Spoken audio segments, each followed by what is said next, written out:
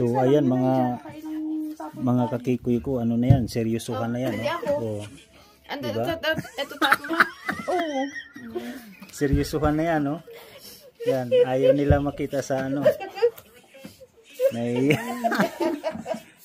yan, seryosohan na yan. Kasi kung matalo daw sila, at least magkakapatid. May pang ticket kami. Yan. Yan, oh, my goodness. Dolyares na yan. Yan. Tag 50 ang kaya nila, 50 and 25 cents. Oh my God. Dami. Ayan, oh. Comment lang kayo down below, ha. Pero nag-aaral pa yan sila, oh.